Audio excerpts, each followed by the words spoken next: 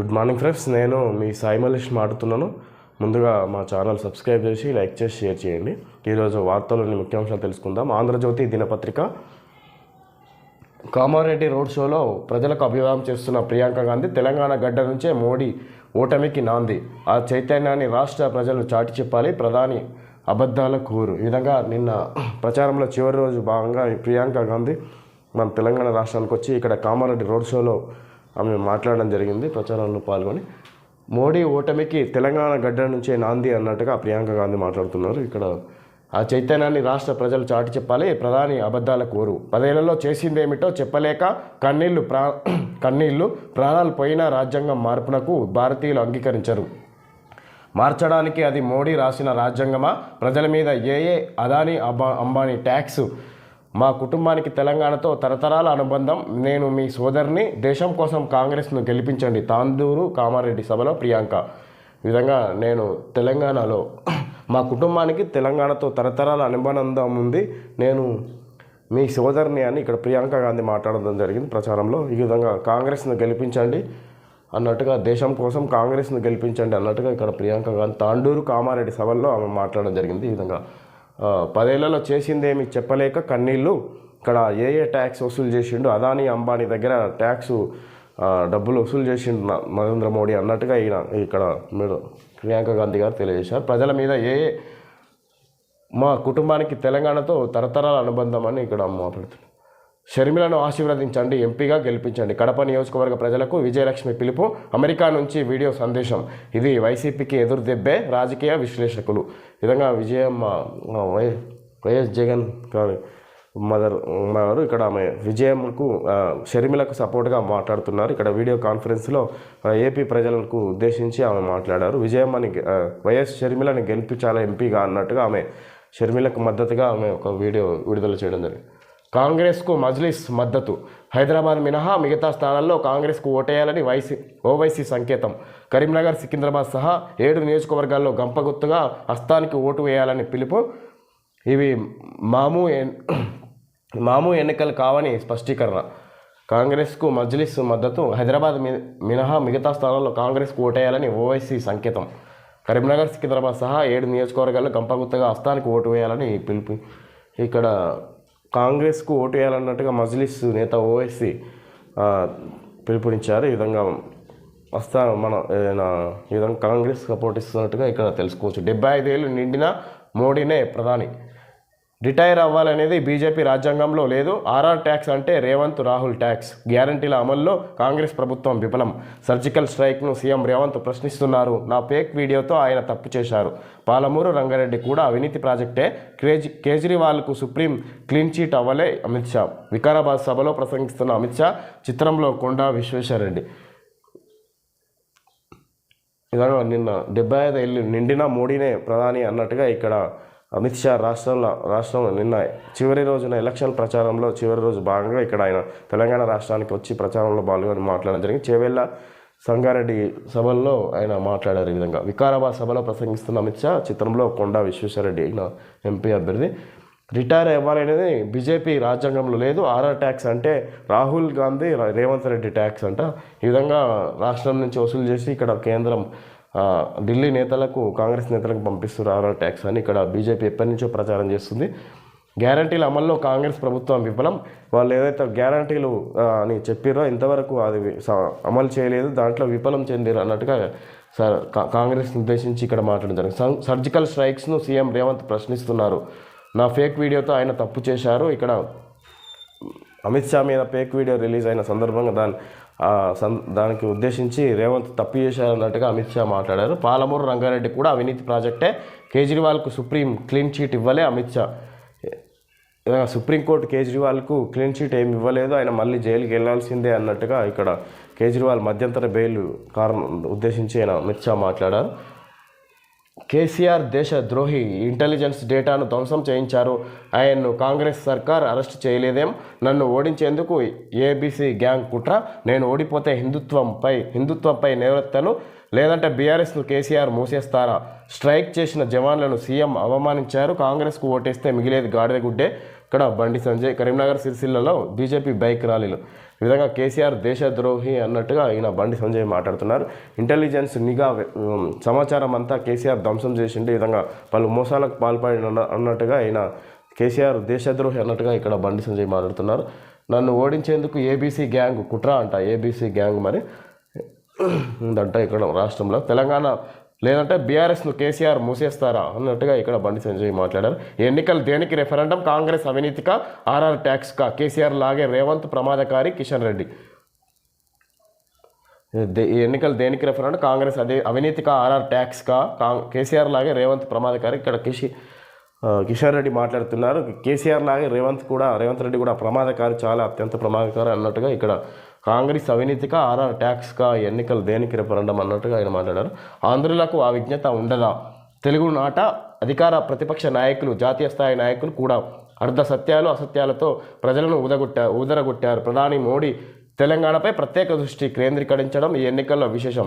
గత ఎన్నికల్లో తెలంగాణలో అనూహ్యంగా 4 సీట్లు గెలుచుకున్న బీజేపీ ఇప్పుడు మెజారిటీ స్థానాలు కైవసం చేసుకోవడానికి ఉవ్విళ్ళూరుతుండగా అధికార కాంగ్రెస్ ఆధిపత్యం నిలుపుకునే ప్రయత్నం చేస్తుంది. 5 నెలల క్రితం అధికారం కోల్పోయిన కేసీఆర్ 1-2 స్థానాలైనా గెలుచుకుని పార్టీని కాపాడుకునే ప్రయత్నం చేస్తున్నారు. ఇలాగా తెలుగునాట అధికార ప్రతిపక్ష నాయకులు, జాతీయ స్థాయి నాయకులు కూడా ఇక్కడ అర్ధ సత్యాలు అసత్యాలతో ప్రజలను ఊదరగొడుతున్నారని ఇక్కడ ఈ ఆంధ్రజ్యోతి కథనం ఆర్కే మాట్లాడుతున్నారు.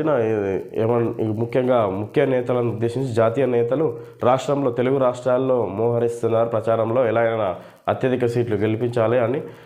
బీజేపీ ఇంతకుముందుకు ఎంపీ స్థానాలు 4 గెలుచుకున్న బీజేపీ ఈసారి ఇంకా అత్యధిక స్థానాలు గెలుచుకోవాలని ప్రయత్నం. అదేవిధంగా గవర్నమెంట్ ప్రభుత్వంలో ఉన్న కాంగ్రెస్ పార్టీ ఇంకా నమ్మకంతో వాళ్ళు ప్రయత్నిస్తున్నారని ఇక్కడ ఎవరికి వాళ్ళు ఇక్కడ పనిచేస్తున్నారు. బీఆర్ఎస్ ఎలాగైనా 1-2 స్థానాలన్నా గెలుచుకోవాలన్న ఉద్దేశంతో వాళ్ళు పనిచేస్తున్నారని ఇక్కడ ఈయన మాట్లాడుతున్నారు. శాసనసభ ఎన్నికల్లో ఓడిపోయి 5 నెలలైనా వాస్తవంలోకి రాకుండా తెలంగాణను పాలించే సమర్థత తనకు మాత్రమే ఉందన్న భ్రమలో ఉన్న కేసీఆర్ బహిరంగ సభల్లో కూడా అదేవిధంగా మాట్లాడారు. కేవలం 5 నెలల వ్యవధిలో తెలంగాణ రాష్ట్రం సర్వనాశనమైందని ప్రచారం చేయడం ఆయన అతి విశ్వాసానికి నిదర్శనం. ఇటీవల ఆయన చేస్తున్న వ్యాఖ్యలను బట్టి కేసీఆర్లో అహంభావం తొలగిపోలేదని అనిపిస్తుంది. విధంగా కేసీఆర్కి వ్యతిరేకంగా కొంచెం మాట్లాడుతున్నారు. ఆయన కేసీఆర్ ఓవర్గా ఫీల్ అవుతున్నాడు. ఇంకా అసలు గవర్నమెంట్ పోలేదు, నేనే అధికారంలో ఉన్న ఉద్దేశంతో కేసీఆర్ మాట్లాడుతున్నారు. ఇంకా ఫీలింగ్ పోలేదు అన్నట్టుగా ఆయన ముఖ్యంగా మాట్లాడుతున్నారు. తెలంగాణలో ఎన్నికలు రాజకీయ పార్టీలకు కీలకంగా కాగా ఆంధ్రప్రదేశ్లో ఎన్నికలు రాష్ట్ర భవిష్యత్తును నిర్ణయించబోతున్నాయి. తమ పిల్లలకు మంచి భవిష్యత్తు కావాలో, తాత్కాలిక తాయిలాలతో సంతృప్తి పోవడమో అన్నది తేల్చుకోవాల్సిన బాధ్యత ఇప్పుడు ఏపీ పౌరులపై ఉంది. రాజ్యం వీరభోజ్యం అన్నట్టుగా జగన్ పాలన సాగింది. రాజకీయ ప్రత్యర్థులు మాత్రమే కాదు, ప్రభుత్వ చర్యలను తప్పుపట్టిన వారు కూడా వేధింపులకు, నిర్బంధాలకు గురయ్యారు. జగన్ మళ్ళీ అధికారంలోకి వస్తే ఆంధ్రప్రదేశ్ పరిస్థితి ఏమిటో అన్న ఆందోళన కలగక మానదు. ఈ విధంగా తెలంగాణలో ఏ రాజకీయ పార్టీలకు కీలకంగా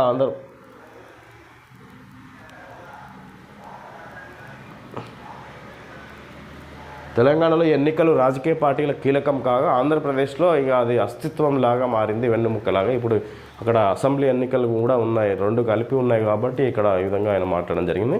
ఎలాగైనా ఏపీలో ముందుగా ఇక్కడ అధికారంలో ఉన్న 5 సంవత్సరాలు జగన్ ప్రశ్నించిన వాళ్ళందరినీ ఇబ్బందులకు గురి చేసిండ్రు. ఇక ఆయన ఇష్టారాజ్యం అన్నట్టుగా పనిచేసిండు అన్నట్టుగా ఆయన కొంచెం వ్యతిరేకంగా మాట్లాడడం జరిగింది. ఇక్కడ ఆయన జగన్ ఉద్దేశించి ఏపీ విడిపోయి 10 ఏళ్ళు అవుతుంది, ఇప్పటికీ రాజధాని అంటే ఇది అని చెప్పుకోలేని దుస్థితి కలిగించిన జగన్ను నెత్తిన పెట్టుకోవాలా లేదా అన్నది ఆంధ్రులు ఆలోచించుకోవాలి. జగన్ అధికారంలోకి వస్తే రాజధాని నిర్మాణం ఆగిపోతుంది, పోలవరం ప్రాజెక్టు మూలన పడుతుంది, అభివృద్ధి అడుగంటిపోతుంది, అరాచకం ప్రబలుతుంది అని 2019 ఎన్నికల సందర్భంగా బాధ్యత గల మీడియాగా మేము చెప్పాం. ఇప్పుడు అదే జరిగింది. సంక్షేమం పేరిట జనానికి ముష్టి వేస్తూ సహజ వనరులను చెరపట్టి అపర కుబేర్లుగా అధికారంలో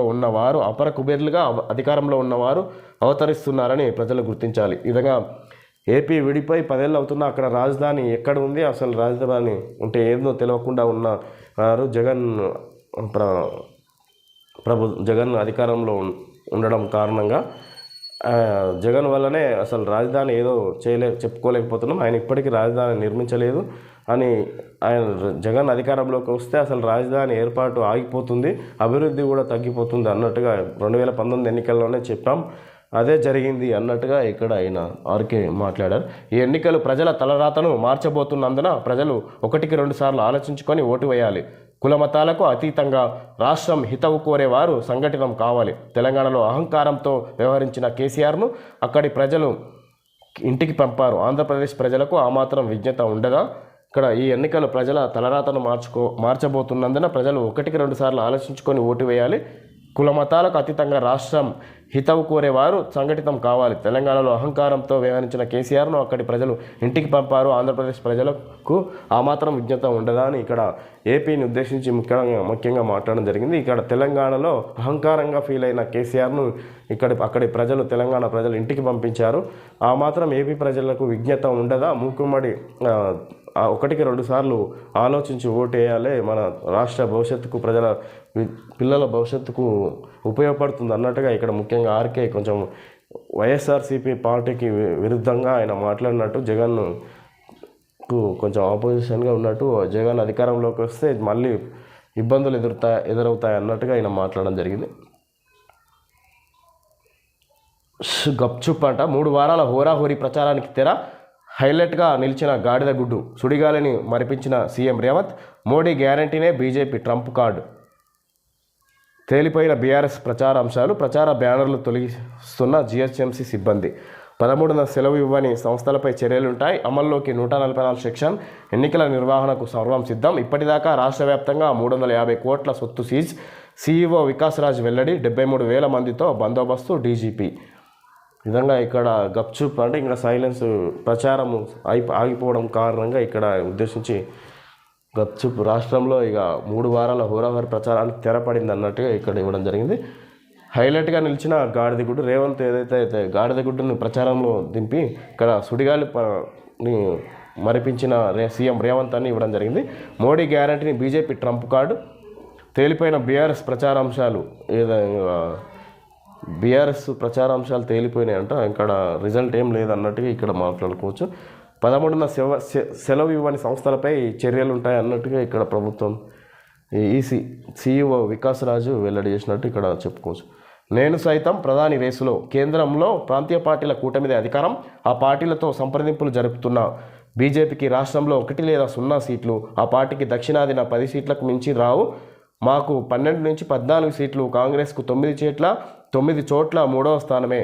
బీఆర్ఎస్కు 14 సీట్లు ఇస్తే తెలంగాణ తడాక చూపిస్తాం. అసెంబ్లీలో నా ప్రళయ తాండవం చూస్తారు. ఆగస్టు 15లోగా రుణమాఫీ అసాధ్యం. మా జాతీయ రాజకీయ ప్రస్థానం కొనసాగుతుంది. మహారాష్ట్రలోనూ పోటీ కేసీఆర్. ఈ విధంగా మళ్ళీ పాత మాటలు ఒకసారి మాట్లాడారు. నేను సైతం ప్రధాని రేసులో ఒకప్పుడు మళ్ళీ మాట్లాడే మాటలు మళ్ళీ ప్రధాని రేసులో ఉన్న ప్రాంతీయ పార్టీల హవా కొనసాగుతుంది ఎన్నికల్లో. బీజేపీ ఒక్క స్థానం కూడా, ఒక్క చోట కూడా గెలిచే అవకాశం లేదు. కాంగ్రెస్ 3వ స్థానం, 9 నియోజకవర్గాల్లో 3వ స్థానంలో ఉంటుంది.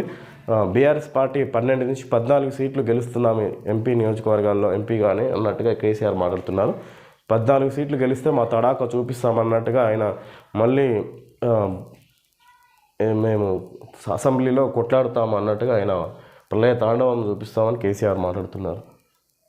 మార్పు మొదలైంది రాష్ట్రంలో, మార్పు రావాలి, కేంద్రంలో మార్పు మొదలైంది. హస్తం గుర్తుకే ఓటేద్దాం, కాంగ్రెస్ పార్టీని గెలిపిద్దామని ఇక్కడ యాడ్ ఇవ్వడం జరిగింది. ఓకే ఫ్రెండ్స్, ఈరోజు వార్తల్లోని ముఖ్యాంశాలు తెలుసుకున్నాం. Thank you friends.